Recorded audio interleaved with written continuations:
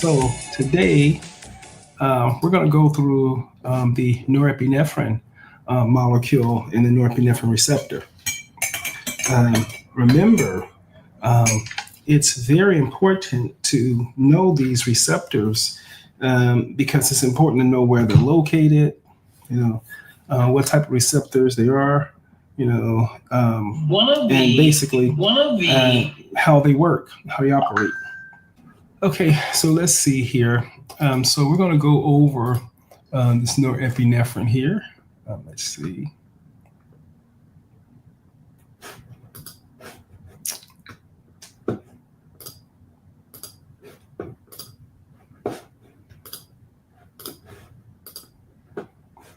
Okay, let's see here. Okay. Right. Okay. So remember, each neurotransmitter has sort of a different theme associated with it. Remember, dopamine, elevated levels of dopamines are typically associated with stories similar to horror movies. The person's behind me, or the person's scared, or I'm apprehensive, paranoia, things like that. Remember the elevated serotonin story.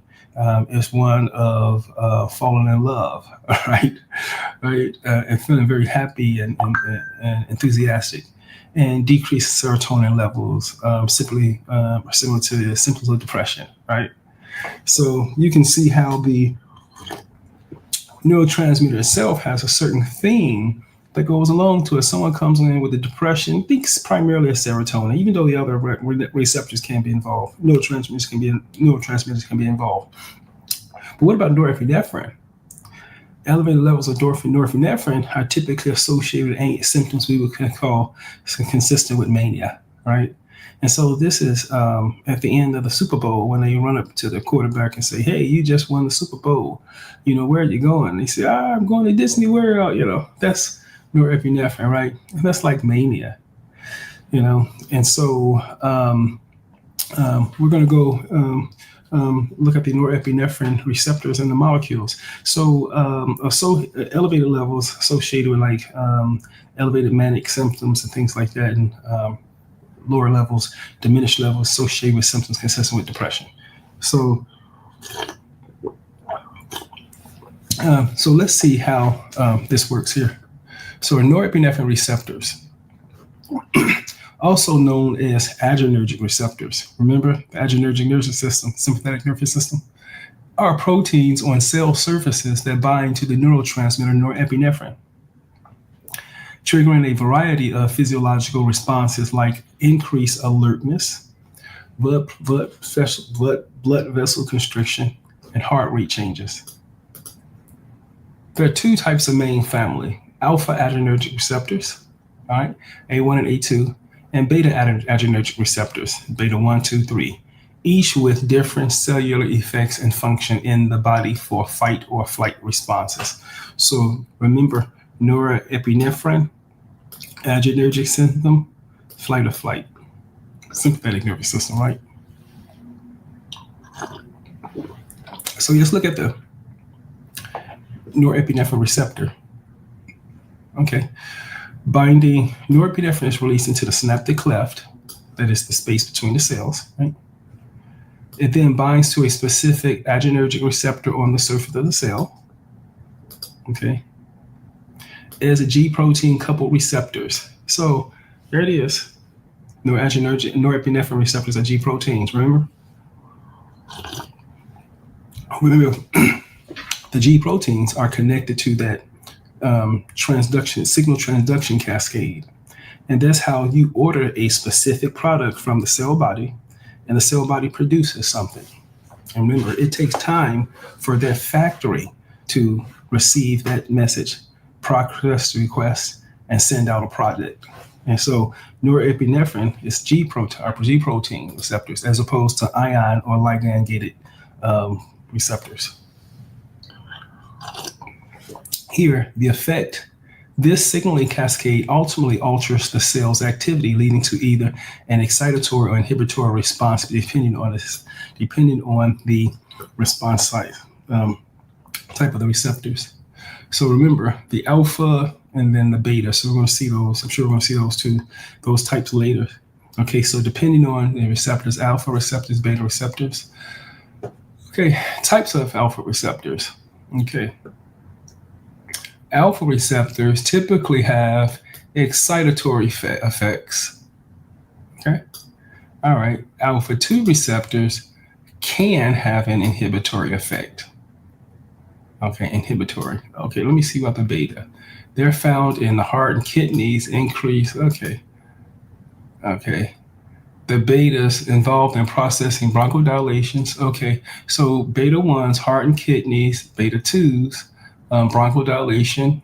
Okay, beta 3s primarily found in adipose tissue.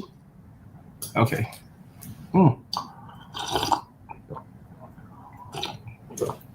Norepinephrine receptors in adipose tissues. First time I thought about that. I can see in bronchodilation, you need to increase your respiratory respiration. I can see in your heart rate, blood flow and kidneys cleaning the blood.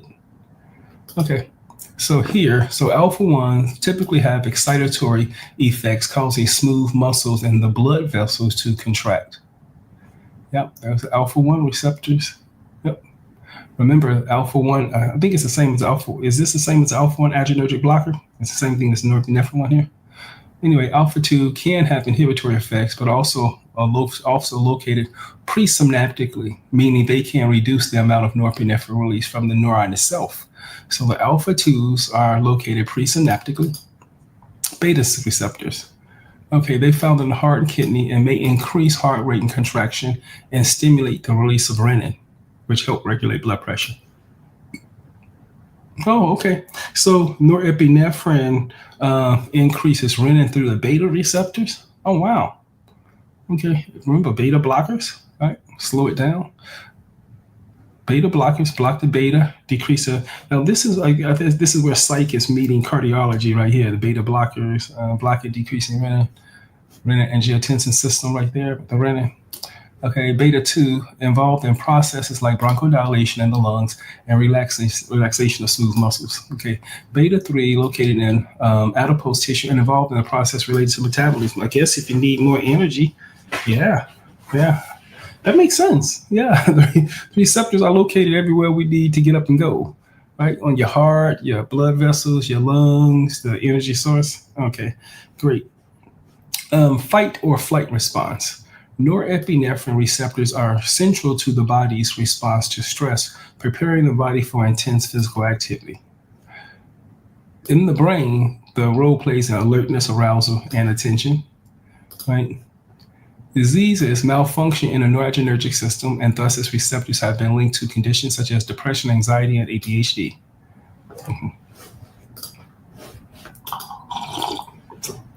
Okay, so that's interesting.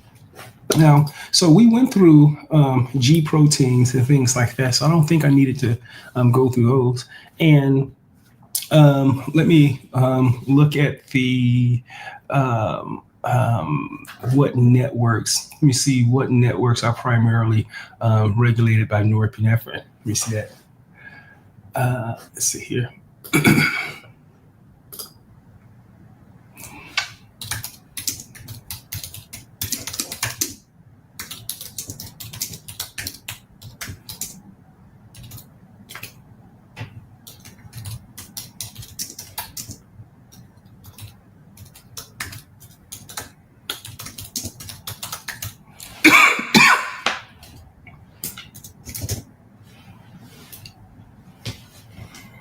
Okay.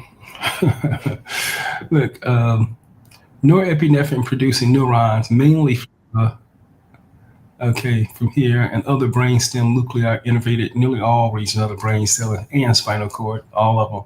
And they have especially dense projections in the cerebral cortex, Sure, cerebral cortex, hippocampus, right? The amygdala, the cerebellum. We went through the hippocampus, we went through the amygdala. We really didn't go through the cerebral cortex. We went through parts of it. Didn't go through the cerebellum yet. These projections via the dorsal and ventral noradrenergic bundles enable norepinephrine to modulate a wide range of function, including arousal, attention, mood, memory, and response. Okay, so these projections allow cerebral cortex and play a role in cognition and attention concentration. That's why the medications for attention and concentration disorder and hypoactivities are things like Wellbutrin, that targets norepinephrine and dopamine. Also, the stimulants also target release of norepinephrine also. Hippocampus, all right, critical for learning and memory. The cerebellum, motor control and other functioning. The amygdala, look, mood and emotional processing. See norepinephrine, yeah. Hypothalamus, innervates the hypothalamus, regulates physiological process, including appetite and stress regulation, changes in weight and appetite, and ability to handle stress. Spinal cords, projection from the DNB and VND, in the spinal cord. Okay, great. And I think that's all I wanted to go through for now. Okay, and so I think that's all I'll do for today. We're at 15 minutes. And let me see if I have any questions real quick. So let's see here. Hey, Max, how's it going? Thanks for the question, Max. Let's see. Can lifestyle change naturally regulate norepinephrine levels in the brain? I think lifestyle changes that promote more integration with the environment. Right. So if you're getting more exposure to the sun, if you get more exposure to the beach, if you get a chance to lay in the sand more, if you get a chance to do healthier activities more, I think those things, they have the environment have more of an opportunity to sort of increase your norepinephrine levels. On its own, if you get exposure to those things. And so I think, getting reintegrated into the environment and things like that would be very helpful for you. Great. Thanks for the question, buddy. Okay. Why is norepinephrine key to attention, focus, and concentration? Noradrenergic, the system, right? It's your fight or flight. This is the system that primarily results in activation, and it primarily activates the areas that's responsible for arousal, attention, and concentration. In memory, let me show you. Let me see if I can give you an idea.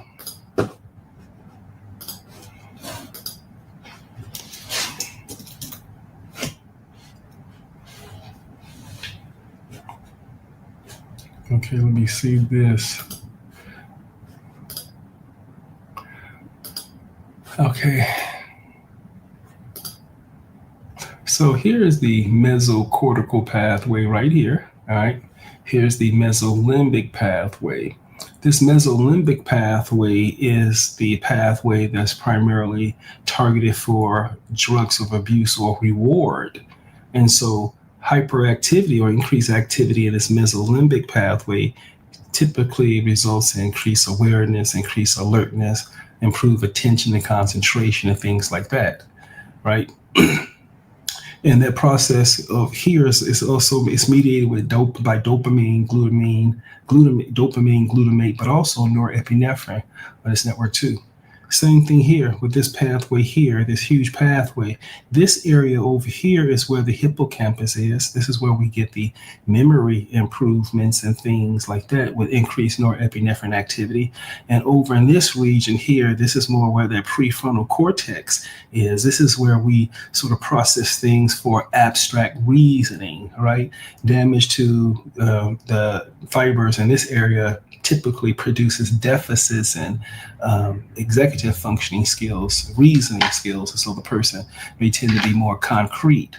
Okay, as we go over here to the frontal lobe damage here results in executive functioning difficulties, poor attention, poor concentration, poor organization, poor planning, poor multitasking, poor sequencing, difficulty doing things, difficulty with divided attention. And so they will need a stimulant, right? The stimulant stimulates the activity in this part of the brain. And so the brain processes more information. So the stimulus increase the network activity. The network activity processes more information, and so and the person becomes more aroused. So that's why we want to stimulate the brain in attention deficit hyperactivity disorder, and the stimulation of the frontal lobe gives them more executive functioning control. Therefore, it can shut down the impulsive and unfiltered body movements, right? So it's sort of like a oxymoron. If someone's hyperactive, why would you give them a stimulant? We want to stimulate the frontal lobe. And the more functioning mature the frontal lobe is, the more the person will be able to have control of themselves. Hope that was helpful for you guys. Okay. Let's say here. Hey, hiya, Hash. How's it going, buddy? What role does it play in ADHD and attention disorders? Yeah, like I was saying, hypoactivity. If you were to take a scan of the brain and looked at how much sugar each part metabolized, then you'll get an idea of how active that part of the brain is. It just so happens that in the case of ADHD, this frontal lobe area here is hypoactive. That's because the networking is hypoactive. So what we want to do is we want to block the norepinephrine reuptake pump on the presynaptic receptor. And that will increase the titer of norepinephrine in the synaptic cleft. And with this happening, but at the junction of almost all the nerve cells in that region, it will increase transmission across that network, and we'll get an increased noradrenergic response, noradrenergic hyperactivity. You'll process more information about what's coming in, and hopefully the person will be able to plan, organize, and sequence their tasks good enough so they don't be irritable or too active, out of place with the people around them. Makes sense? Thanks for the question. Okay. Thank you so much, Current Issues. Appreciate your question. David Woods. Hey, Dave. How's it going, buddy? What are the most common drugs of use that you see affects that system? You see here, this mesolimbic pathway here is a highly dopaminergic pathway too, in addition to serotonin also. And so it's this pathway that's affected in things like cocaine use, LSD, PCP, also ecstasy. So what are the common drugs of abuse? I think this is the target, and the drugs of abuse typically target dopamine and or norepinephrine. Okay. All right. So I think that's it for today. I don't want to go too long, but if you have any other questions, please feel free to like, subscribe, and share. If you have any other questions, you can please leave them here. I'll see if I can get back to them. Otherwise, I think that's it for me. I'll see you guys later. You guys have a nice day, guys. Take care.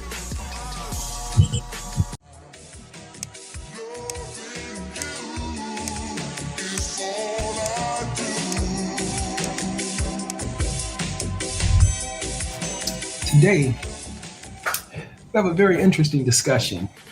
It's going to be on Lewy body dementia. Now, I have to confess up front, I've never seen it, right? But I think it's probably because of the region of the country I live in, or the actual country I live in. So I don't have much experience with treating this, but it's a very interesting dementia process. So I at least wanted to review some of those things with you. And so if you're new, please feel free to like, subscribe, and share. It'll be interesting for me to put this content out there. This stuff is fascinating.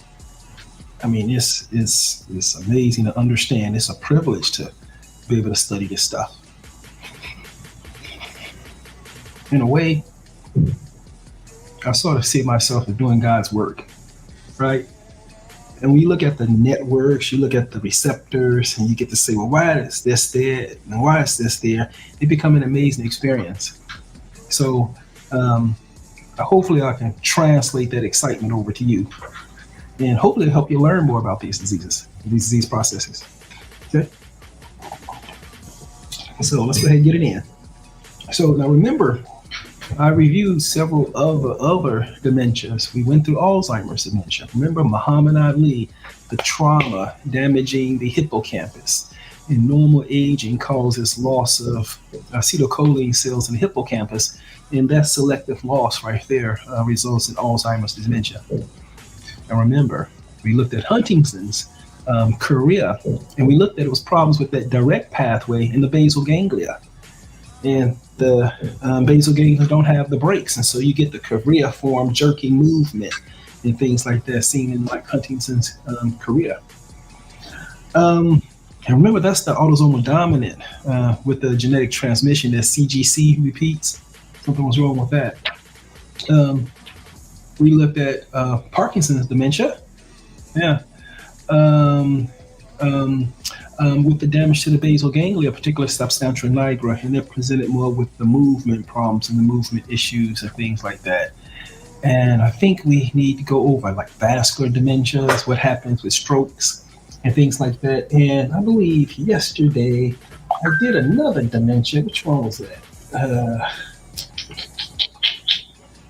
I think I remember it. Let me see.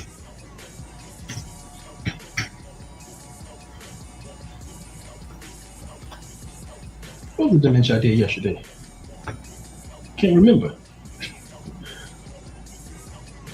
It's on the tip of my tongue. It's on the tip of my tongue.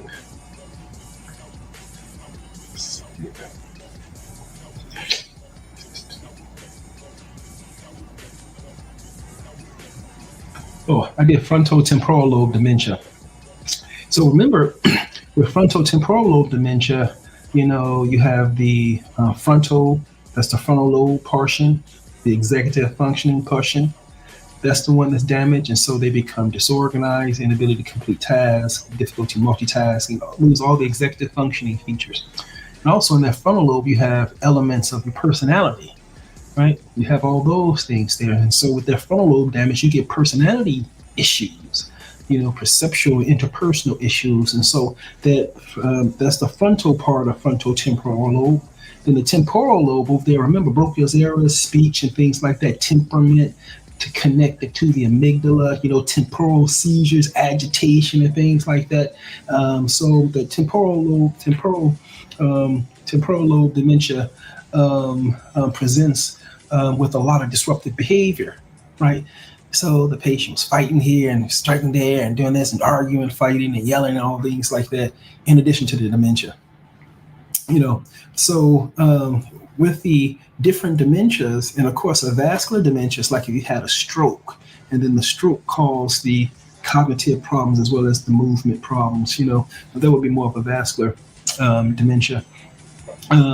So we got a chance to review almost all of them. I think probably tomorrow I'll do the vascular dementia tomorrow. But let's go ahead and look into this Lewy body dementia. Let me just go through some of it. Let's see here. Okay, great. Okay, let me see here.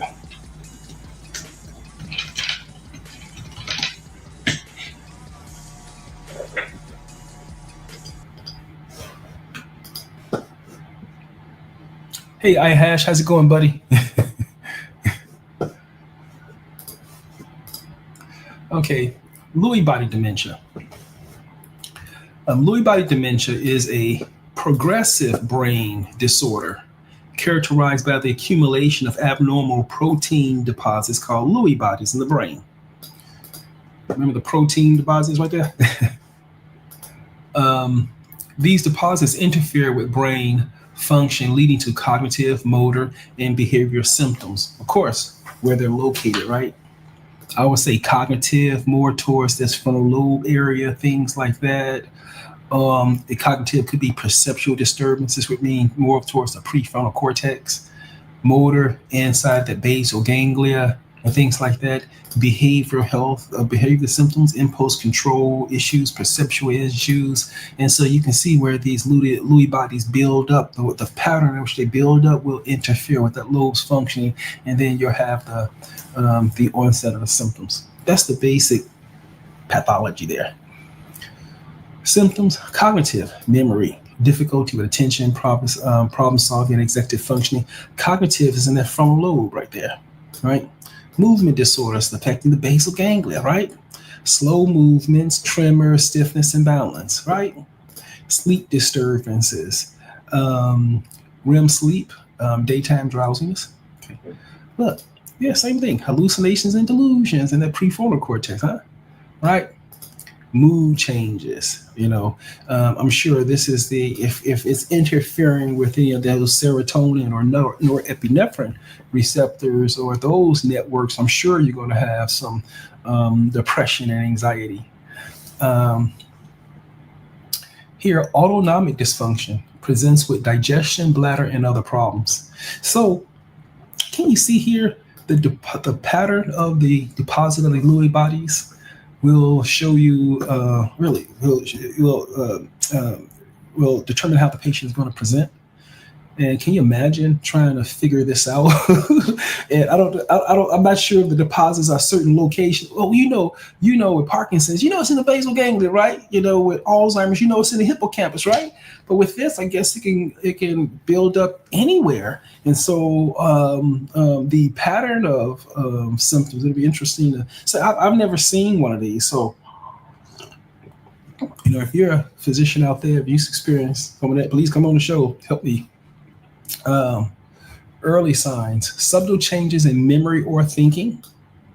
Okay, frontal lobe, mild movement problems, basal ganglia, stiffness or tremors, sleep disturbances. Again, this REM sleep and that pons in the brainstem area, and hallucinations and delusions. That's going to either from the ego or through targeting the mesocortical pathway, right? If those build up, if these proteins build up in certain areas where they may interfere with the root of a nerve bundle, if it interferes with the root, then you can have a lot of different clusters of problems in all areas that one bundle sort of manages and supplies, So I can imagine how much of a challenge it is to actually see this in diagnosis, and I can only imagine how it presents to the patients and the families. I can imagine just a cluster of symptoms that seem to be somewhat not connected to each other. And I don't think that you really sort of can get to the root cause unless you have to go from that symptom hierarchy all the way down and funnel down to there's one causal point. And I think that's at the molecular level.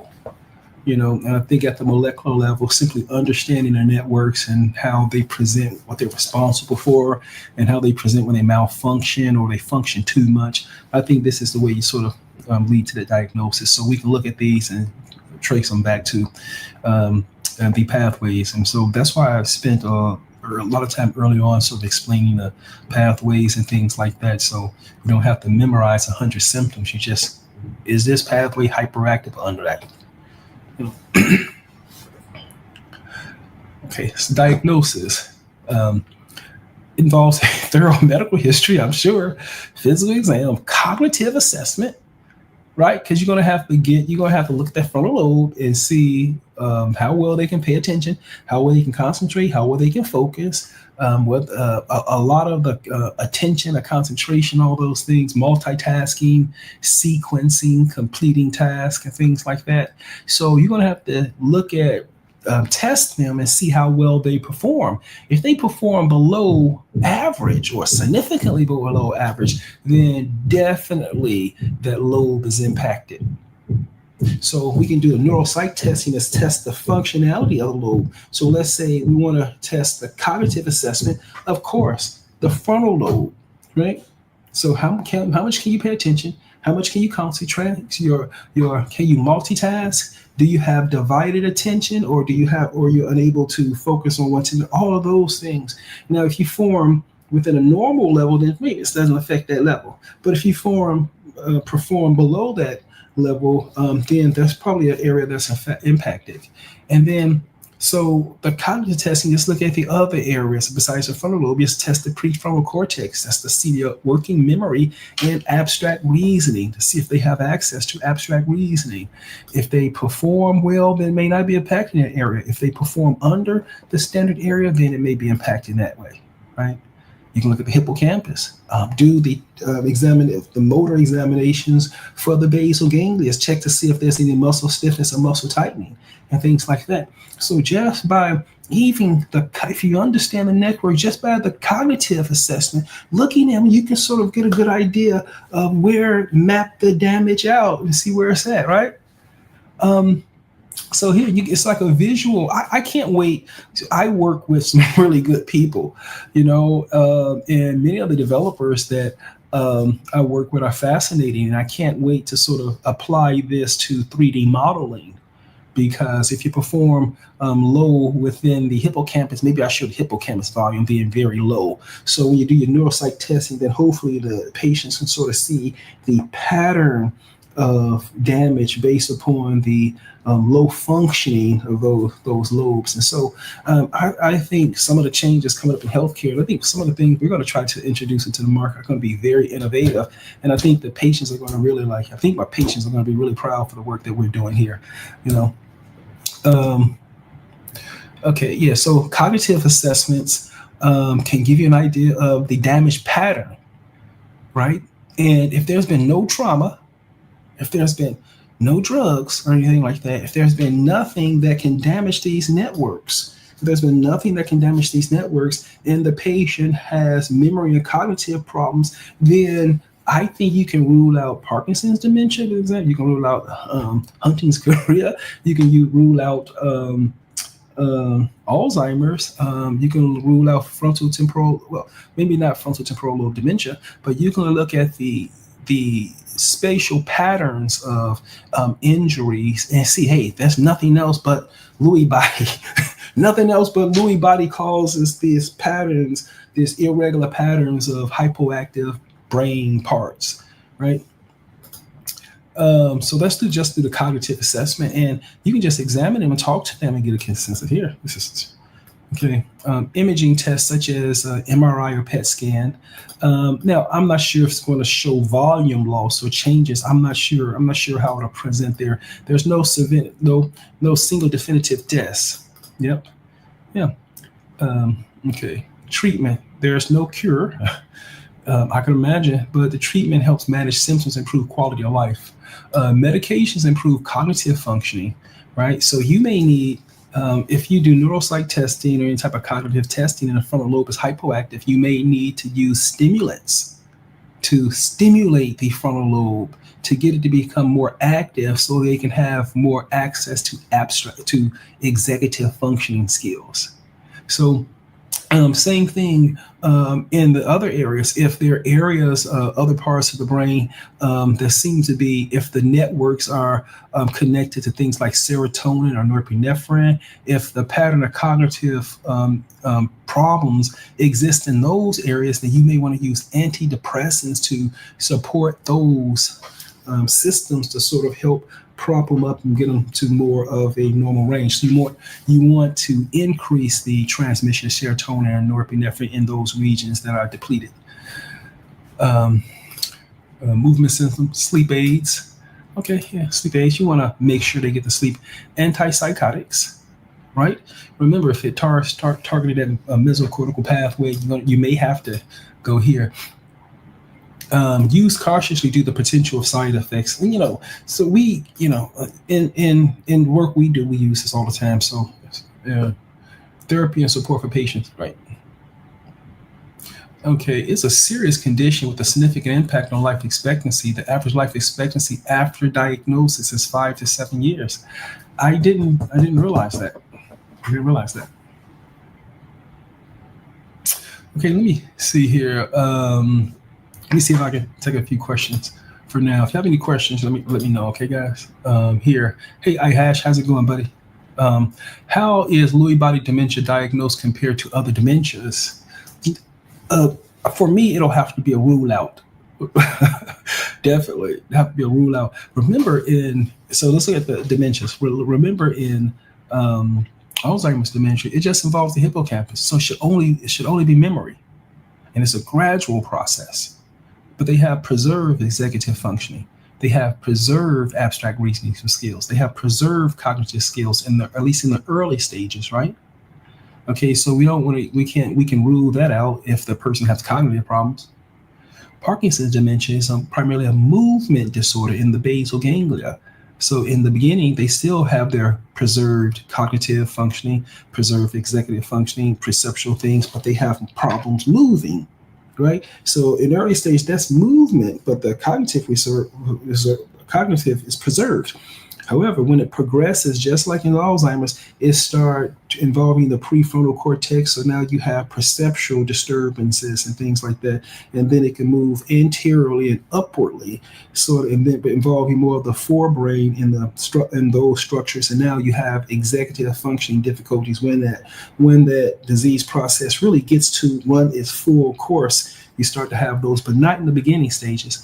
In Huntington's chorea, remember you have the choreiform movement because of a lack of breaks, right? So if there was no movements like that, then it can't be choreiform movements. You also have vascular dementias with strokes and things like that. If it's not strokes, then that's probably not the diagnosis. But then you also have frontal temporal lobe dementia, which damage to the frontal lobe and damage to the temporal lobe causes the symptoms, but those are typically in some of the elderly patients, right?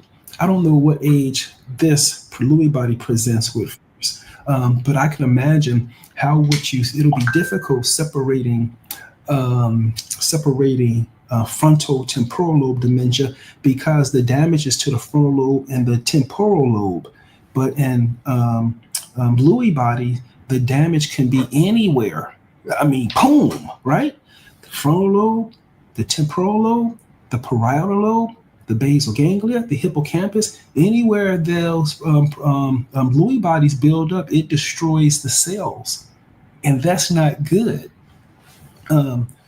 When a cell dies, I can imagine billions of molecular molecules that are active burst into the spaces between the cells. And these are active molecular molecules. The cell dies and the content just spills out. And that's not good. It interferes with all of the other neighboring cells. And then someone has to clean all that up, right? Your immune system. So when the buildup of these products result in those neurons dying, the cellular content spills out, you get a mess. The immune system is called to clear it up. Do you know how the immune system gets there? It has to open up the blood-brain barrier. It has to open up the blood-brain barrier. And what happens when you open up the blood barrier? Everybody come in, right? Your brain is suspended in a fluid that I would say is sort of like holy water, I guess. I guess the only holy water, the holiest water I know, your nervous system is suspended in it. I mean, and everything is tightly regulated. And what happens when you open all these pores and everything from the serum comes into that space? It results in inflammation in that space. And well, that process is inflammation. And inflammation typically is disastrous for those areas, right? Nothing works well if the whole electronic circuit is experiencing a area where the environment just completely changed. I can imagine how do electrochemical gradients work at that point? I mean, all of these other molecules binding and things like that. I don't know how it will work in it. And then the immune system comes in and start macrophaging things up. You can imagine how that sector is not going to function well for a while. And this thing is building up everywhere, right? It's building up everywhere. Then you have serious porosity in your blood-brain barrier. And then how are you going to stabilize your nervous system? So can you see how the cognitive, so even with the poor executive functioning with the frontal lobe, attention, concentration, multitasking, sequencing like that, this inflammation in this porous blood-brain barrier causes an overall diminishing, sort withdrawn, lack of awareness of environment, sort of form like an apathy. It becomes more like a hypoactive delirium. It leads to confusion, disorganization, and all of a sudden, the person cannot think. And so the networks don't function anymore. And that's what we call a delirium. It's also called an altered mental status. And some of my medical buddies call it more like a metabolic encephalopathy. When it happens in the ICU, they say ICU psychosis. But the same thing, this inflammation made the blood-brain barrier porous, and that porosity makes it such that the networks don't work. And so you don't have thinking, right? And I think that's all I need to go to for now. It's 22 minutes. But let me see if I can answer any more questions. Thanks for the question I had. Let's see here. Hey, Shorts. I want to learn the mechanics that trigger panic attacks. How can we stay in 5D all the time? There is a lot that I am enjoying your videos. Well, thank you so much. Different subject. We talk about Louis Body, Shorts lover, Louis Body. All right, well, thank you, buddy. Okay, let me see. Here your question. How can we stay in 5D all the time? You got to practice constantly. Practice. And how long do you have to practice? You have to practice till you never want to stop again. That's how you get there and stay there. You never want to stop again. Patel, hey Patel, how's it going? Is there a genetic or familial component to Lewy body dementia? I believe so.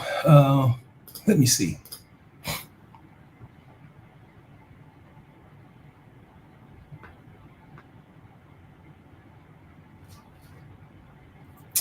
Let me see.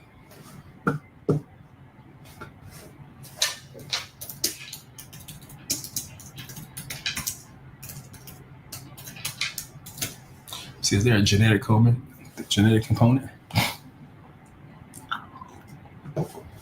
Yes, there is a genetic component to Lewy body's dementia, but most cases are not directly inherited. Genetic variants can increase the person's risk of LBD, but they do not guarantee that disease will occur. A combination of genetic and environmental factors.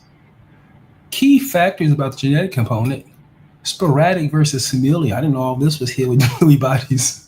The majority of LBD cases are considered sporadic, meaning it have no known genetic cause or family. Familial cases are rare and often caused by mutations in specific genes. Okay, risk versus causation. Okay, shared versus, okay. Some risk. Okay, yeah. So, some risk factors, ApoE, GBA, whatever that is. I remember ApoE, but all this stuff. The answer to that is yes.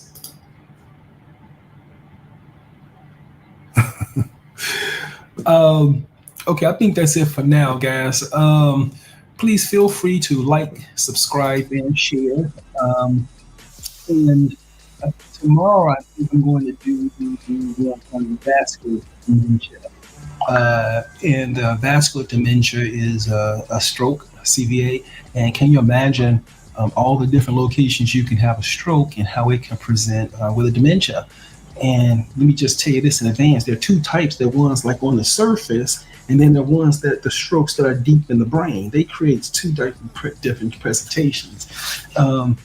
It's sort of important to sort of know the differences between those two. So also, you should probably refresh your blood supply, like the circular Willis and the the internal carotid arteries and things like that. Familiarize yourself with those. I think it'll be very helpful. And so we'll look at that tomorrow. So I'll see you guys later. Reed, take care, guys. Ciao.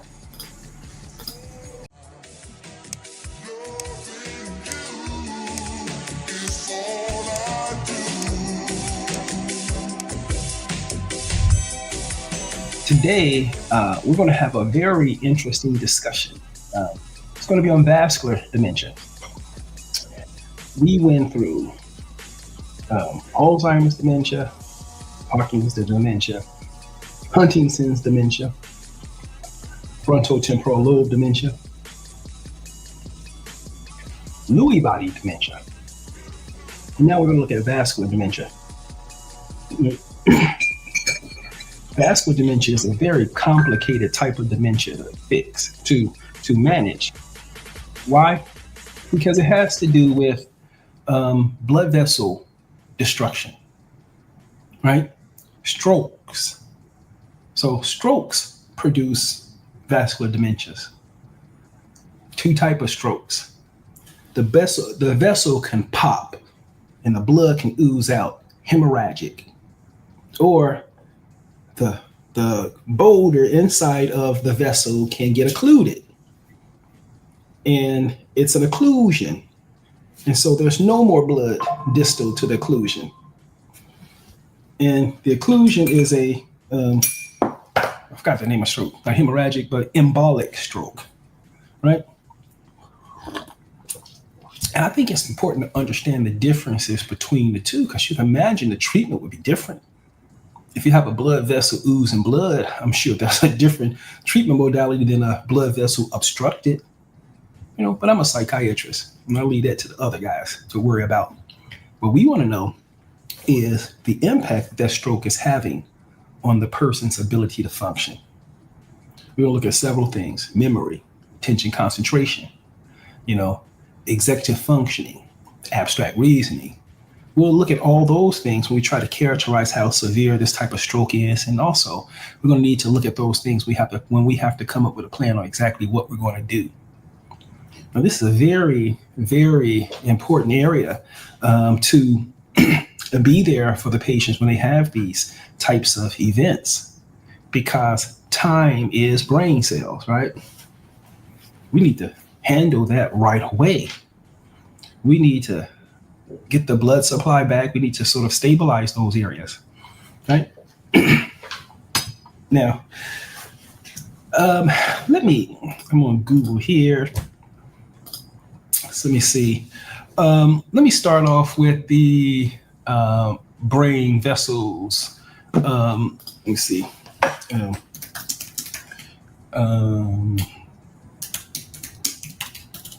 Brain arteries. Okay. Which one? Try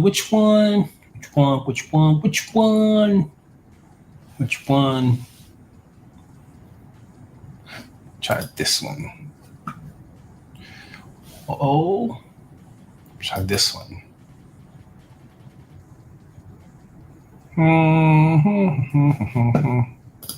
No. Let me go back to this one. I'm trying to do all the free stuff.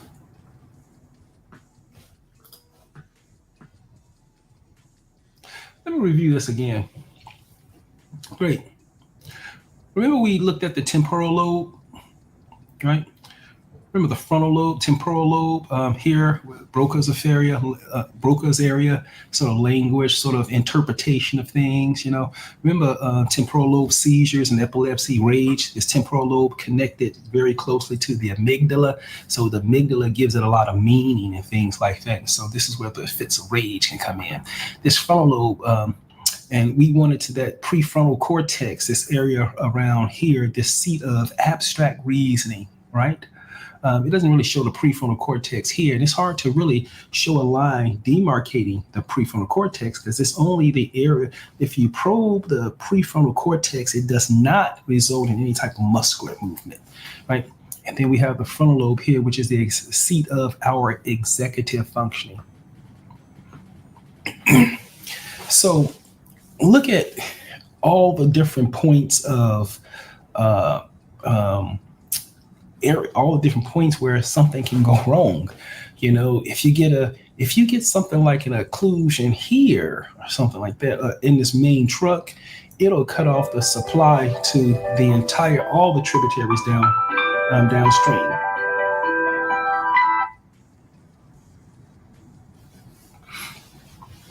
If you get obstruction distal, then hopefully it wouldn't be severe, right? Let's see here. So this is what we're talking about here.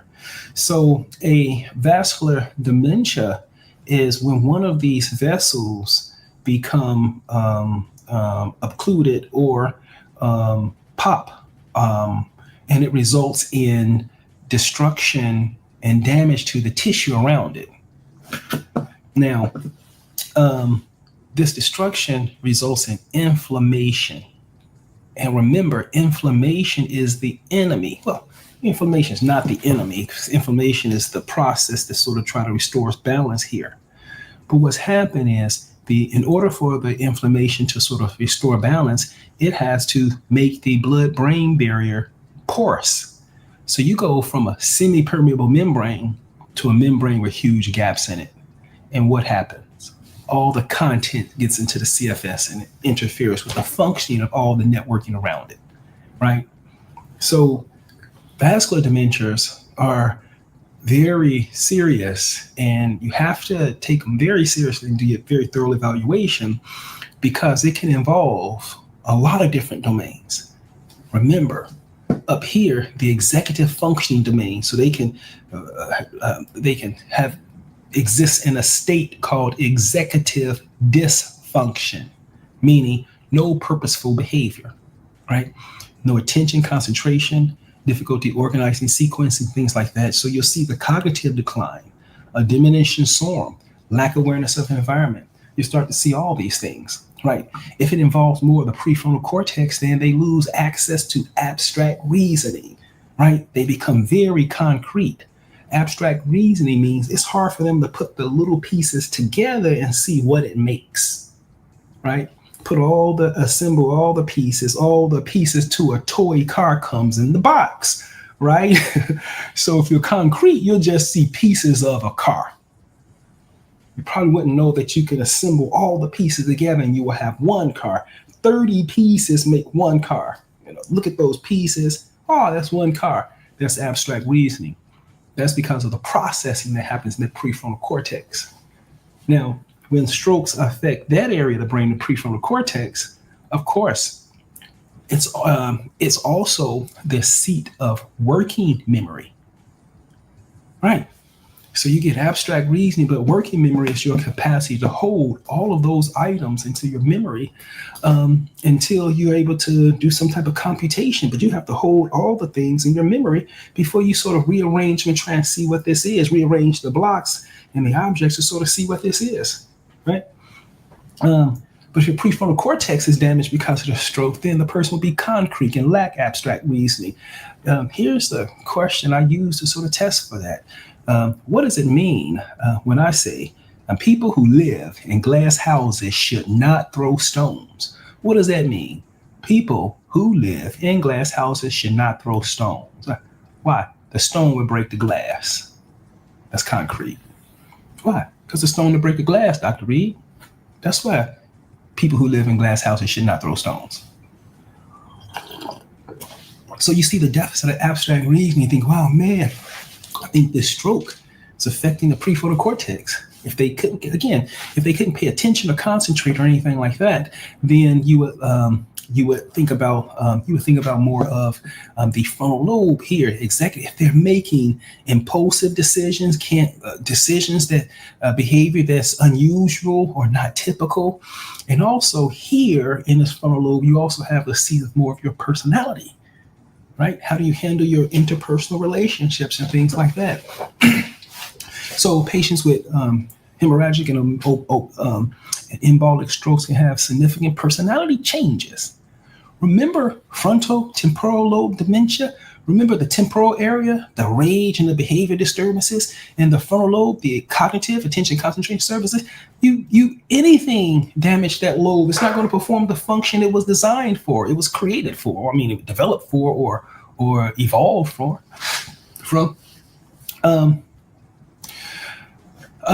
let's look at another. Okay, if it involves the deeper structures, here, look at this basilar artery. The deeper structures here. If it involves the deeper structures here, then this is this area where there's hippocampus and things like that. The hippocampus and the temporal lobe up in here. If it involves this, it can damage the hippocampus, and the hippocampus is where you encode information about the environment. If you damage the arterial supply to the hippocampus, then again, inflammation. Inflammation is dangerous for information, is disruptive for these tissues and their functionality. You know, it's just, I guess, it's just like being on the highway when they have to actually shut some of the lanes down in order to make the repairs, right? You know, inflammation is something like that. You know, you need to make these repairs, so you have to bring in all the heavy equipment to do it. But while you're making those repairs, the whole thing doesn't really function well. I don't think anyone wants to go to work when their commute times increase by 2 hours, right? Well, in this case, you're not going to get as much blood supply in that area, and the inflammation is going to cause a lot of dysfunction in the hippocampus, meaning there's a risk. If it's too severe, there's a risk that the person can be on read-only mode. You know what read-only means? You can't add anything to the network. You can just read. When you say read, you can just look and see what the person's doing, but you can't, if you communicate with them, they'll, yeah, they understand everything. They understand that, well, yeah. But then they simply won't remember it. Why? Because it's not going to get encoded on the hippocampus. If it's not going to be coded inside the networks and in memory, then it will not be processed as an experience. You only process things that are in the network, not outside of it, right? If an object has 10 pieces to it and your hippocampus can only code 2, when it goes to your information goes to your prefrontal cortex and things like that, you render a reality based upon the 2 items in your memory, not the other 8 that were never encoded. You got me? So the strokes people can present with very significant and severe memory problems. And we have to test for that. One of the ways we test for that is to test memory, right? We test a person's memory. Let's see. I think that's clear. Let's see. So let me go here. So let me go ahead and look up vascular dementia.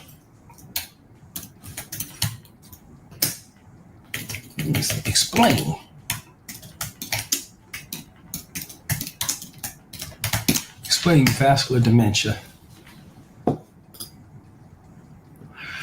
Okay.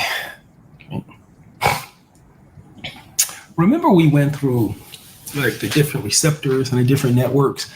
I think you're going to really need to rely on that conceptual understanding of those networks in order to think your way through these type of problems. Because you're going to have to test the different parts yourself. And if you know how these networks are regulated, then you have a good idea of what class and categories of medications to use. Once you drill down on the category of medications and look at the different receptor profiles and things like that, and then see which one, you think will match up best for this. Some of the patients may require more potent antipsychotics, more potent medications. Some of them may not. Some of them may require medications that's more stimulating, right?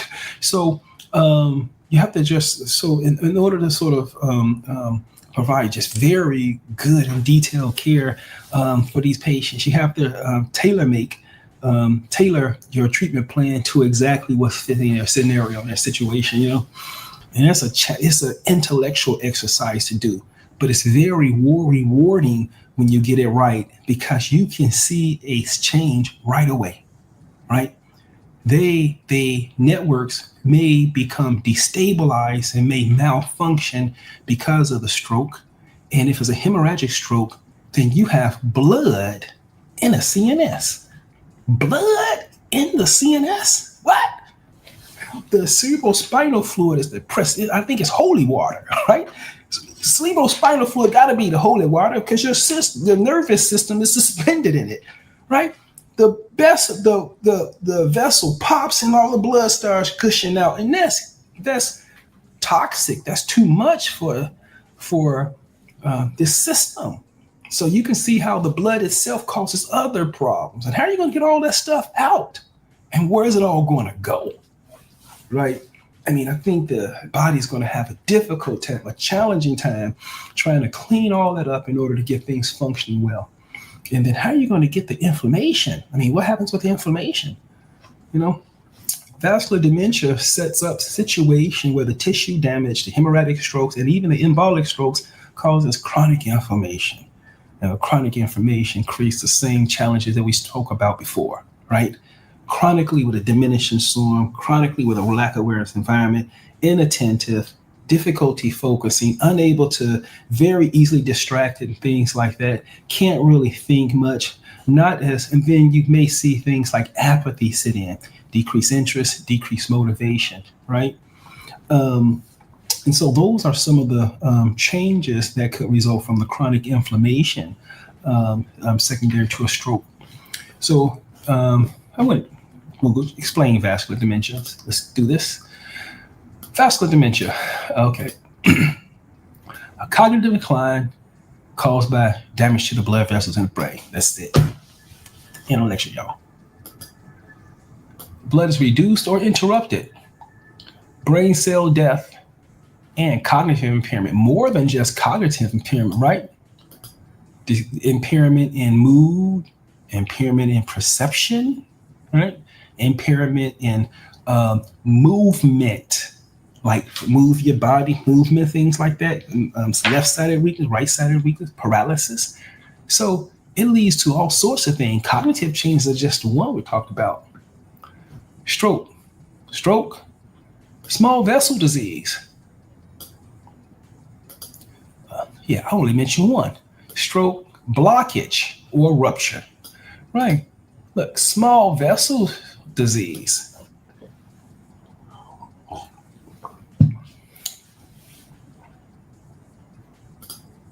Narrowing or blockage of small vessels in the brain.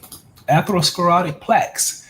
Build up of plaques on the arterial walls, which can block the blood flow. Let me explain this. This combination, high blood pressure, prolonged high blood pressure can damage vessels in the brain.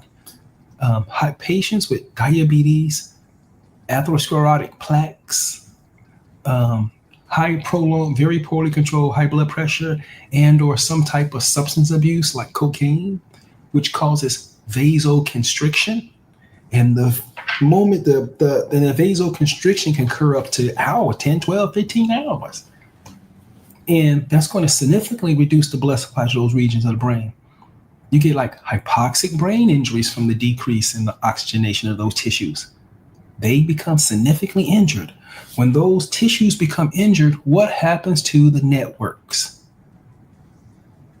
They don't just fail, they become overactive. There's no regulation. They become overactive, they become underactive and overactive, and that's all they do, flicker on and off like that. And that's what happens to the tissues that's damaged downstream from these embolic events. People having strokes after using cocaine, right? That's another risk factor for vascular dementias. Look at this pathophysiology here. The buildup of the cholesterol plaques, right? Let me show you this. Let me see, show me the build.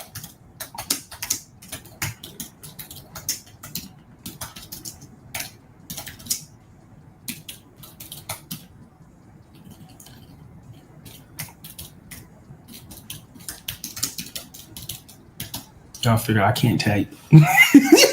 I can't type and look at the same time. Okay. All right. there's an interesting story here. A very interesting story. I think this is it. Oh, I think this is a better one here. Yep, I think it's better. Okay. Okay, let me show you this. This narrowing increases, you get a decrease, increased pressure. What is it? Verrilli laws, decreased pressure. If it's a decreased circumference, the rate of the blood flow quickens in this area. When this plaque becomes too encrusted, it can develop flakes or parts where it's not homogeneous, right? This pumping can cause a plaque to break off, and then it goes downstream, right? Then it goes downstream. And these emboli are sort of like microscopic particles, sort of like very small grains of salt. And they go all the way down. They keep going until they're so small. They keep going until they block the very smallest arteries, right? And this thing is going on all the time with these cholesterol plaques. And let me show you if it happens in the comet carotid.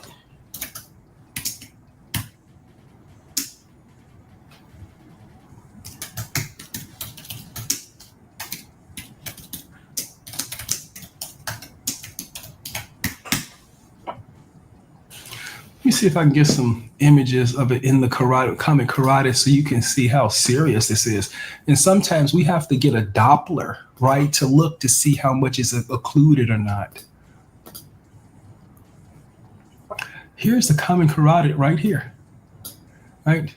And then here's the bifurcation from the internal carotid artery and the external carotid artery here. This area right here, yeah. This massage, like chiropractic massages and stuff like that. Other things that can cause dislodging of these plaques, and it goes downstream. And you can see if there is a embolic stroke, if it's large enough, it can block a huge tributary. So this is what we're talking about there. So here, this is the atherosclerotic plaques. And again, if you have narrowing or blockage, okay, look, blockage of small vessels in the brain. This is the process what I'm talking about. See, this atherosclerotic plaques actually creates a small vessel disease, and it shows up as like, I think, punctate lesions on a CT scan. I got a lacunar infarct on a CT scan, something like that. Let me review that part. But I showed that it does show up on a CT scan. If someone knows the answer, I think it shows up as lacunar infarcts. I said, okay, but the small vessel disease primarily could be significantly created by all of these small emboli that are breaking off from this atherosclerotic plaque. And of course, if you have very poorly controlled high blood pressure, of course, it's going to speed that process up. Now, if this is the distribution, these arteries are the distribution, is this the field to assess? This is going to be a doozy trying to look at the symptoms because they come from almost anywhere, right? Of course, memory loss, hippocampal, right? Hippocampus function, difficulty with problem solving, decision making, right? Frontal lobe impairment, right? Confusion and disorientation, hippocampal failure, right? If your hippocampus isn't encoding any information, you're not updating anything from your environment. And so when your reality renders your reality, you believe it's real because it is real. Nothing's wrong. It's just that your reality, you don't have any information included about the environment. Everybody else in the environment is integrating the information. So they have one world, and there's the person with the difficulty, they live in a different world. And they're in the two worlds. And let me tell you, the two don't meet. They don't fit together well. Right? The ones with the higher capacity always have to adjust at the level of the person they're in and engage on that level. And you have to be respectful when you do that. Right? So that's the confusion, disorientation, hippocampal dysfunction. slow processing speed, right? Frontal lobe and things, frontal lobe and the parietal lobe. Look, changes in mood and personality, mood, temporal lobe, that frontal lobe, right? Temporal lobe, rage, right? And personality, that frontal lobe, right? Difficulty with language and communication, temporal lobe, right? Walking problems and fall, basal ganglia, right? So that stroke, after you got to do a really good physical exam on that stroke, because you get a chance to see all the different parts that it's impacting. And what you're going to have to do, know the networking of each of those parts. Pick your tools. You're going to have to find a way to put this system back together again.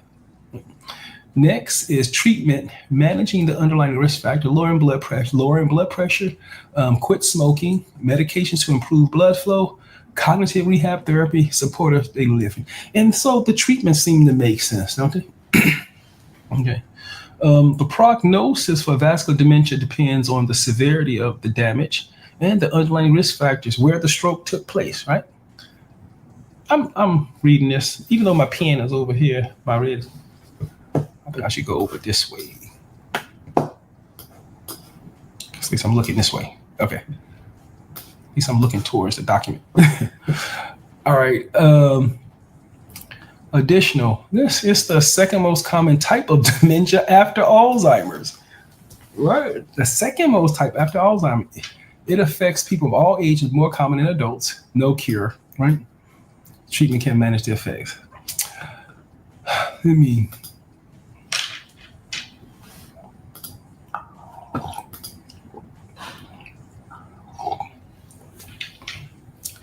So here's the brain, and then you can see how certain tributaries and things like that. Okay, a normal blood vessel. Oh, blood vessels with dementia? No, they could not blood vessels with dementia. It's not a good source here. With dementia.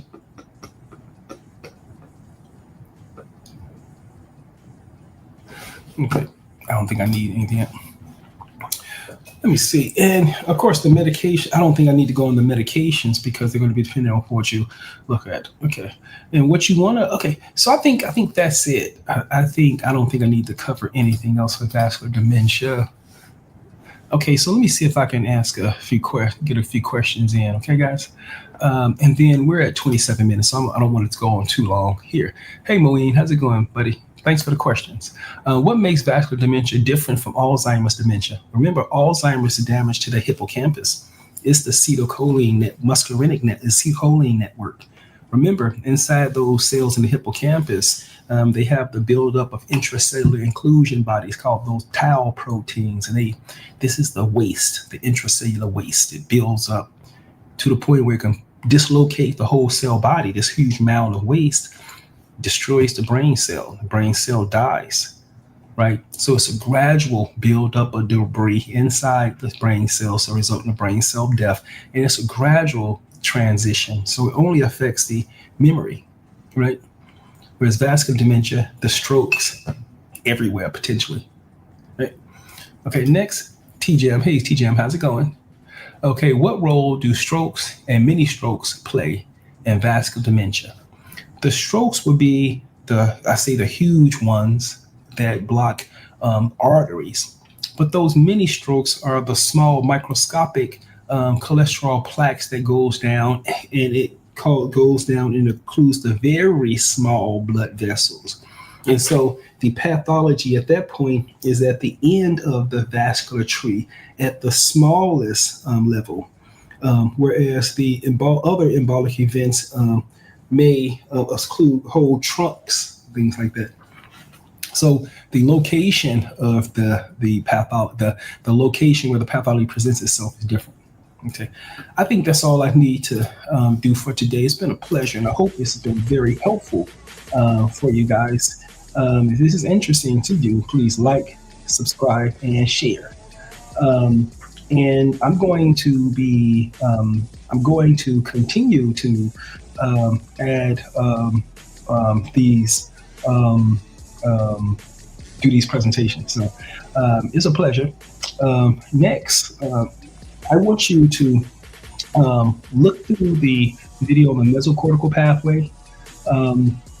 Also on the hippocampus for the acetylcholine muscarinic network, and the frontal lobe. And then I think once you review those, this vascular dementia and how you treat it, particularly if you view the networks, then you understand the network and you sort of understand how to select your medication with these. It's a pleasure, and until again, I'll see you guys later. Read out. Take care, guys. Ciao.